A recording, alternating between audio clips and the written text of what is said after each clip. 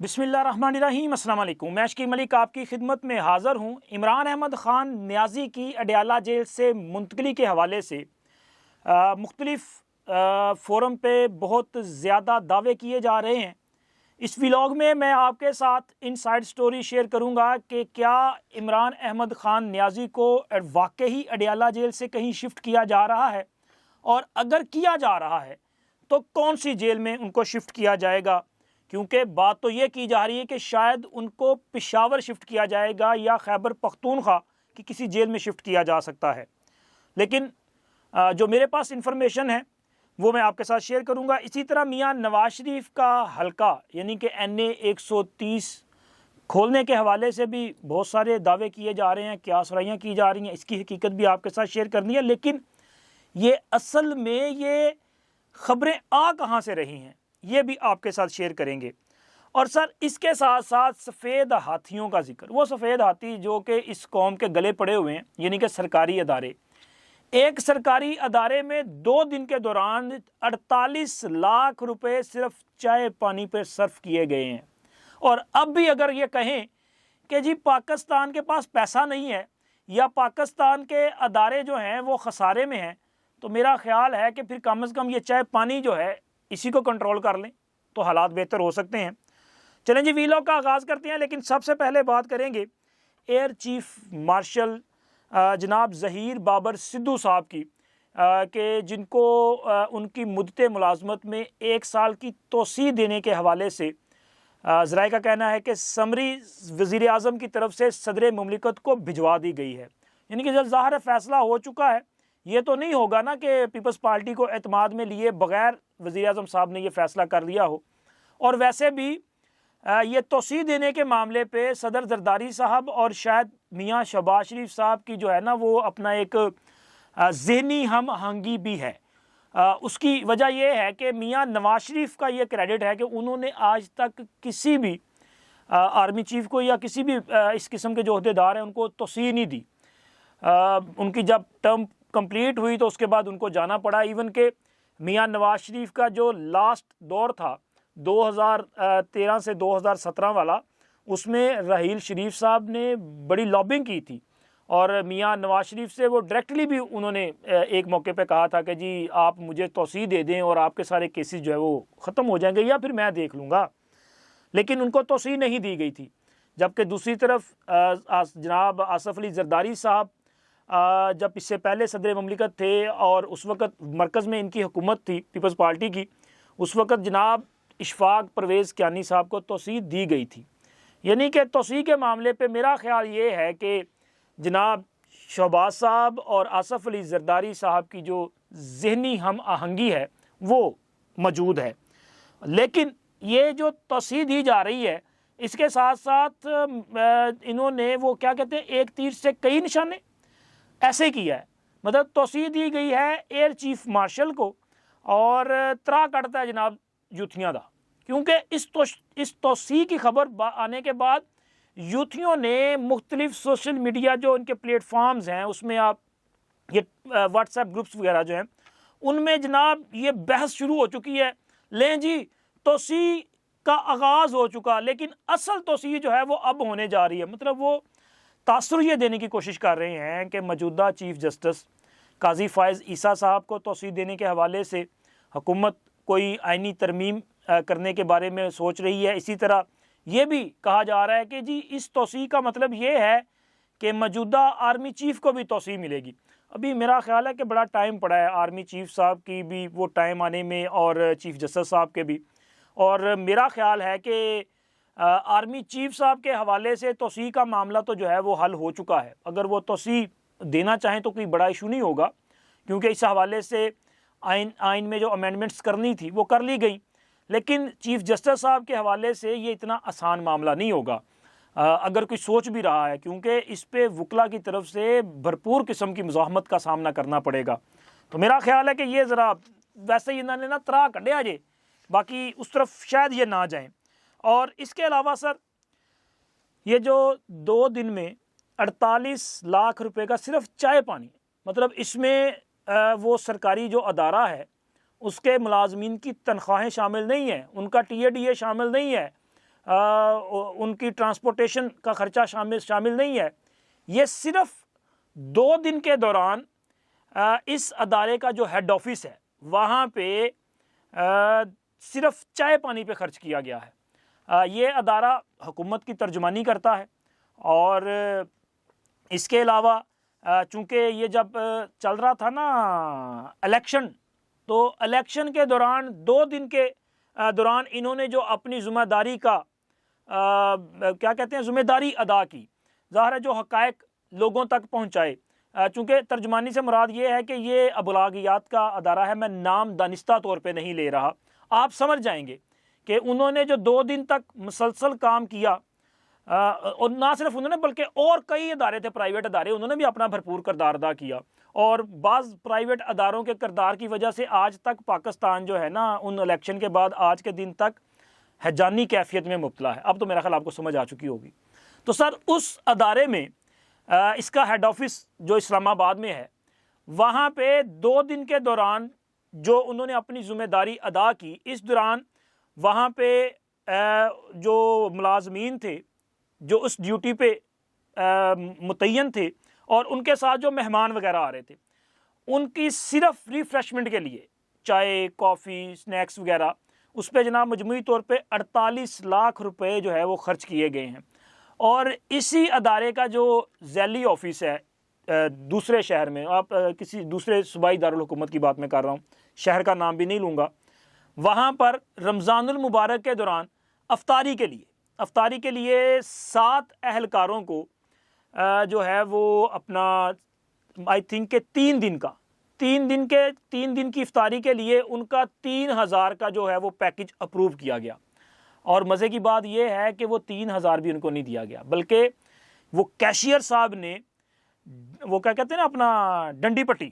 انہوں نے جناب 1000 روپیہ ان کو دیا، اور انہیں کہا کہ آپ جائیں جہاں مرضی شکایت لگا لیں، جو مرضی کر لیں، 2000 تانوں کوئی نہیں جو ملنا، کیونکہ اس میں سے 1000 میرا اور 1000 یہاں کے جو ذیلی آفس کے اعلیٰ افسران ہیں ان کے پاس چلا جائے گا. آپ اندازہ لگائیں، میں ہر ویڈیو میں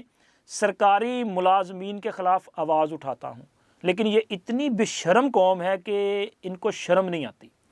یہ حرام کھانا بھی اپنا حق سمجھتے ہیں، بالکل اسی طرح جس طرح کوئی حلال کما کے کھاتا ہے نا، وہ کہتا ہے میں حلال کما رہا ہوں. یہ حرام کھا رہے ہیں اور ان کو شرم نہیں آ رہی. یہ صورتحال ہے ہمارے سرکاری اداروں کی. اگر چیک کرنا چاہیں تو کوئی مشکل نہیں ہے، چیک کیا جا سکتا ہے. اس کے منسٹر صاحب جو ہیں نا، متعلقہ منسٹر صاحب لاہور سے وہ منتخب ہوئے تھے، تو وہ اس کو چیک کرنا چاہیں تو چیک کر سکتے ہیں. اور اب جناب آتے ہیں خان صاحب کی اڈیالہ جیل سے واپسی اور میاں نواز شریف صاحب کا حلقہ کھولنے کا جو معاملہ ہے. میاں نواز شریف کا حلقہ کھولنا جو ہے،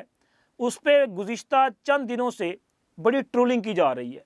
اور مختلف طرف جو سینئر صحافی ہیں ان کی طرف سے اس حوالے سے خبریں بھی دی جا رہی ہیں، اور ذریعے کے حوالے سے یہ خبریں دی جا رہی ہیں کہ جی میاں نواز شریف کا حلقہ کھولا جائے گا. یہ جو خبریں آنے کا مطلب ہے نا، یہ ہے میاں نواز شریف کو پریشرائز کرنا، دباؤ میں لانا، کہ جی وہ ان کا جو الیکشن ہے، یہ تاثر دیا جا رہا ہے کہ اس کے نتائج وہ بڑے اپنا متنازع قسم کے نتائج ہیں، اور اگر حلقہ کھل جائے گا تو میاں نواز شریف کے لیے مشکلات پیدا ہو جائیں گی. اور وہ مقصد یہ ہے کہ جی، اور اس کے ساتھ ساتھ تاثر یہ بھی دیا جا رہا ہے کہ میاں نواز شریف کو حلقہ کھولنے کا جو پیغام ہے وہ کہیں اور سے آ رہا ہے کہ میاں صاحب آپ اچھے بچے کی طرح رہیں، اگر آپ نے کچھ کیا تو آپ کے خلاف یہ کارروائی کر دی جائے گی. اچھا، پہلی بات تو یہ حلقہ کھولنے سے ہوگا کیا میاں نواز شریف کی وہ جو آئی تھنک 70,000 کی لیڈ ہے، کیا وہ لیڈ کم ہو جائے گی؟ کیا ہو جائے گا؟ یا میاں نواز شریف یہ ہے کہ جو حلقے سے کامیاب نہیں ہوئے؟ تو سر یہ آپ کی خام خیالی ہے کہ میاں نواز شریف جو ہے وہ کسی دباؤ میں آئیں گے، یا ان کی یہ لیڈ جو ہے وہ ختم ہو کے میاں نواز شریف جو ہے وہ ہار جائیں گے اور ان کی جگہ پہ کسی اور کی کامیابی کا نوٹیفیکیشن جاری ہو سکتا ہے. ایسی کوئی سچویشن نہیں ہے. میاں نواز شریف کل بھی لاہور میں جو ہے وہ سب سے مقبول لیڈر تھے اور آج بھی ہیں. میاں نواز شریف کی اس جیت کو دانستہ طور پہ متنازع بنانے کی کوشش کی جا رہی ہے. اور وجہ کیا ہے؟ وجہ یہ ہے کہ ان پر دباؤ ڈالنا، کیونکہ خوف یہ ہے کہ یہ حکومت جو اس وقت مرکز میں موجود ہے اور پنجاب میں موجود ہے، یہ حکومت براہ راست ہدایات میاں نواز شریف سے لے گی اور میاں نواز شریف جو حکم دیں گے اسی پر یہ حکومت آگے بڑھے گی، اور اس میں کوئی دو رائے نہیں ہو سکتی، میاں نواز شریف ہی حکومت کے فیصلے کریں گے۔ آپ دیکھیں نا کہ کچھ لوگوں نے یہ تاثر دیا کہ جی آنے والی کابینہ میں اسحاق ڈار صاحب شامل نہیں ہو رہے، اسحاق ڈار صاحب کی جگہ پہ محمد اورنگزیب صاحب جو ہیں ایک بینکر ہیں ان کو وزیر خزانہ بنایا جا رہا ہے۔ تو اس خاکسار نے آپ کو یہ خبر دی تھی کہ فکر نہ کریں، اسحاق ڈار صاحب میاں نواز شریف کے انتہائی قریبی رفقا میں شامل ہوتے ہیں، اور یہ ممکن ہی نہیں ہے کہ مسلم لیگ نون کی حکومت ہو اور اسحاق ڈار صاحب اس حکومت میں اہم پوزیشن پہ نہ ہو۔ اب دیکھیں نا اسحاق ڈار صاحب کے پاس کون سی وزارت ہے؟ وزیر اعظم کے بعد دوسری جو سب سے اہم وزارت ہوتی ہے نا وہ وزارت خارجہ ہوتی ہے، اور وزارت خارجہ اسحاق ڈار صاحب کے پاس ہے، ٹھیک ہے۔ اسی طرح اس کابینہ میں آپ کو جو چہرے نظر آ رہے ہیں وہ سارے کے سارے وہ لوگ ہیں جو میاں نواز شریف کا ہر فورم پہ دفاع کرنے والے لوگ ہیں، تو یہ حکومت بھی میاں نواز شریف کی حکومت ہے۔ اگر کوئی یہ تاثر دینے کی کوشش کر رہا ہے نا کہ یہ میاں نواز شریف کو پریشرائز کر دیا جائے گا تو یہ ممکن بھی نہیں ہے۔ اور دوسرا جو اصل خبر ہے سر، خبر یہ ہے کہ ایسی خبریں آ کہاں سے رہی ہیں، یہ ہے اصل بات۔ تو سر اس حوالے سے مسلم لیگ نون کی طرف سے ایون کہ میاں نواز شریف کی طرف سے بھی ایک دو میٹنگز میں اپنے کنسرن شو کیے گئے۔ انہوں نے کہا کہ جی یہ خبریں کہاں سے آ رہی ہیں، تو پھر جناب پتہ چلا کہ ان خبروں کے پیچھے بھی مسلم لیگ نون سے تعلق رکھنے والے ہی ایک دو شخصیات ہیں جو نہ صرف میاں نواز شریف بلکہ مریم نواز کے خلاف بھی اس قسم کا جو ہے پراپیگنڈا کرتے ہیں، ان کی کردار کشی کی جاتی ہے، اور اب وہ کیوں کر رہے ہیں، کس کے لیے کر رہے ہیں، یہ بڑی بات ہے۔ لیکن ان لوگوں کے قریب پہنچ چکی ہے مسلم لیگ نون کی جو قیادت ہے، اور اس معاملے کا جو ہے وہ جلد سالڈ حل جو ہے وہ آپ کے سامنے آ جائے گا، کیونکہ میاں نواز شریف کے خلاف یہ جو سارا کچھ کیا جا رہا تھا اس کا مقصد ہے میاں نواز شریف اور اداروں کے مابین غلط فہمیاں پیدا کرنا۔ لیکن چونکہ میاں نواز شریف جب سے واپس آئے ہیں نا وہ پہلے سے بدلے ہوئے میاں نواز شریف ہیں، مطلب پہلے میاں نواز شریف کا ایک مزاج ہوا کرتا تھا نا، وہ ذرا تھوڑے سے جذباتی قسم کے بھی تھے، اور وہ اپنا کسی بھی معاملے پہ اگر میاں صاحب ڈٹ گئے تو پھر ڈٹ گئے۔ لیکن اب میاں نواز شریف جو ہیں وہ مفاہمت اور مصالحت کی بات کرتے ہیں۔ میاں نواز شریف نے دیکھے نا کہ کتنی خوبصورتی کے ساتھ مسلم لیگ نون کو ان حالات میں بھی اس پوزیشن میں وہ لے کے آئے کہ مسلم لیگ نون حکومت بنانے میں کامیاب ہوئی۔ مرکز میں میاں شہباز شریف وزیر اعظم ہے، مسلم لیگ نون کی حکومت ہے۔ پنجاب میں مسلم لیگ نون کی جو ہے وہ سادہ اکثریت کے ساتھ حکومت ہے، تو مسلم لیگ نون جو ہے وہ اپنا جو سیاسی قلعہ ہے اس کو آنے والے دنوں میں اپنی حکمت عملی کے تحت مزید مستحکم کرے گی، کیونکہ مسلم لیگ نون کی بیس پنجاب ہے، اور پنجاب میں ماضی میں جس طرح مسلم لیگ نون کو کمزور کیا گیا اور باقاعدہ ایک منصوبے کے تحت تحریک انصاف کو یہاں پہ مضبوط کرنے کی کوشش کی گئی، اور پھر اس کے بعد تحریک انصاف کی جس قسم کی کمپینز لانچ کی گئی اور تحریک انصاف کو جس طرح سے فیسیلیٹیٹ کیا گیا اس کا اثر آج تک نظر آ رہا ہے۔ اب جب پنجاب میں مریم نواز ایک بہتر انداز میں پرفارم کریں گی تو ڈیفینیٹلی آنے والے دنوں میں بہت زیادہ فرق محسوس ہوگا سیاسی طور پہ۔ مسلم لیگ نون پنجاب میں پہلے سے زیادہ مضبوط ہوگی اور مستحکم ہوگی، اور اس کا اثر آپ کو آنے والے دنوں کی سیاست پہ جو ہے وہ پڑتا ہوا دکھائی دے گا۔ اب مریم نواز کی کارکردگی سے بہت سارے لوگ جو ہیں وہ ناخوش بھی ہیں، ان کو پریشانی بھی لاحق ہے، کیونکہ مریم نواز کے مضبوط ہونے کا مطلب یہ ہے کہ میاں نواز شریف مضبوط ہو رہے ہیں، اور میاں نواز شریف نے اپنے سیاسی جانشین کے طور پہ مریم نواز کا انتخاب کیا ہے۔ اس کا مطلب سیدھا سیدھا ہے کہ آئندہ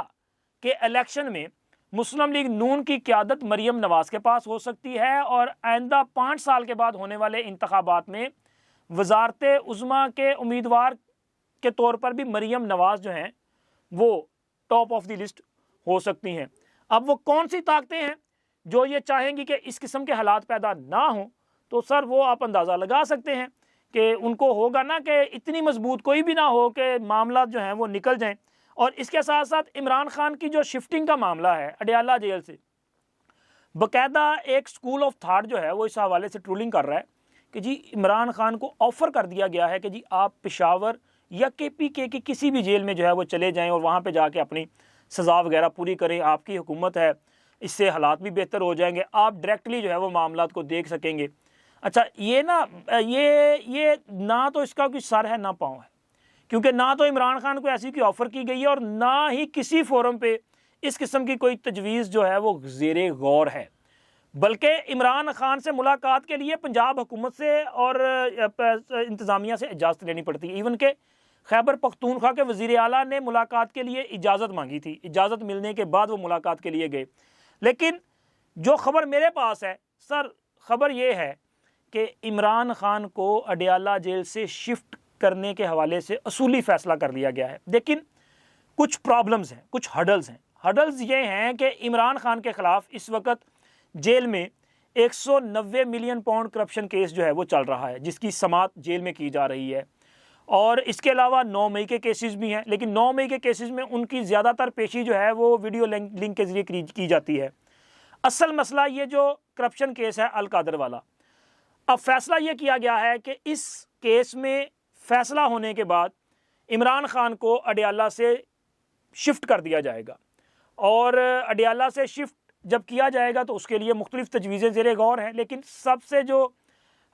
زیادہ کنسیڈر کیا جا رہا ہے وہ ہے جی لاہور کی کوٹ لکھپت جیل۔ لیکن یہ بھی عمران خان کا جو ہے وہ اپنا کیا کہتے ہیں کہ فائنل سٹیشن نہیں ہوگا، کیونکہ ہائی سیکیورٹی جو جیلز ہیں ان میں فیصل آباد اور ساہیوال جو ہے یہ 2 پنجاب میں بڑی ہائی سیکیورٹی جیلز ہیں، لیکن جتنے بھی لوگ جن کو انسداد دہشت گردی کی عدالتوں سے سزا ہوتی ہے یا وہ خطرناک قیدی ہوتے ہیں، ان سب کو زیادہ تر جو ہے وہ اپنا ساہیوال شفٹ کیا جاتا ہے۔ تو سر اس کا مطلب یہ ہے کہ 190 ملین پاؤنڈ کا فیصلہ آنے کے بعد عمران خان صاحب کو اڈیالہ سے لاہور شفٹ کیا جا سکتا ہے، لیکن 9 مئی کے مقدمات جن میں انسداد دہشت گردی کی دفعات شامل ہیں، ان میں کسی بھی کیس میں فیصلہ آنے کے بعد عمران خان صاحب کو ہائی سیکیورٹی جیل، یعنی کہ زیادہ چانس یہ ہے کہ ساہیوال، وہاں پہ شفٹ کر دیا جائے گا، اور ہائی سیکیورٹی جیلز میں ملاقاتوں کی اجازت نہیں ہوتی۔ جو سہولیات اڈیالہ وغیرہ میں مل جائیں گی نا، وہ وہاں پہ ان کو وہ سہولیات میسر نہیں ہوں گی۔ اب تک اتنا ہی، اللہ حافظ۔